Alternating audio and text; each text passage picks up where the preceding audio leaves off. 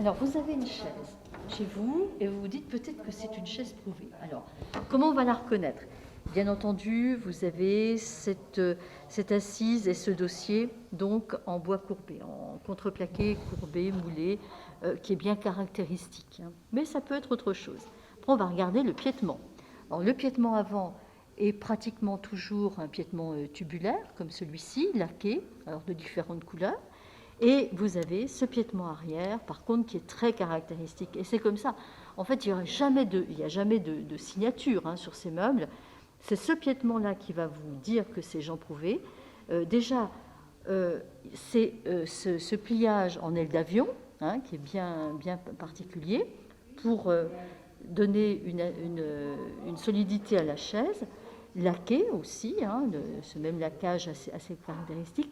Et vous ne voyez nulle part la soudure. Vous voyez, il y a juste ici où la tôle a été repliée et la soudure est interne. Donc c'est ce qui a permis de faire des chaises qui ont vraiment une bonne assise, on va dire, et une bonne solidité.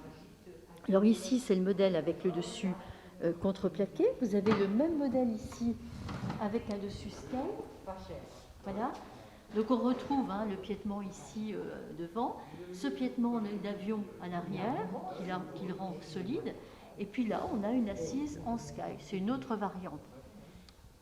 Et une autre variante encore, et c'est encore du Jean Prouvé, et bien cette chaise qui est tout bois.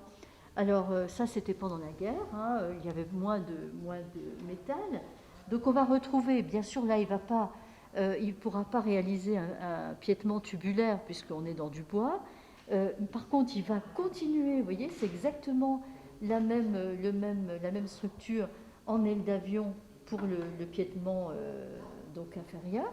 Et puis vous avez donc cette assise qui est toujours en contreplaqué. Il va juste utiliser un tout petit peu de métal ici pour consolider la chaise. Ces chaises ont été rééditées par Vitra, par Tecta d'abord et par Vitra. Donc on en retrouve hein, sur le marché, du prix d'ailleurs assez important, mais ce sont des rééditions légales hein, qui ont été autorisées par la famille et qui sont vendues avec donc l'étiquette Vitra ou Tecta. C'était fabriqué à Maxéville, hein, donc sur place, il y avait une grande usine, il y avait plus de 200 employés. Et c'était un employeur, on va dire, modèle. Hein.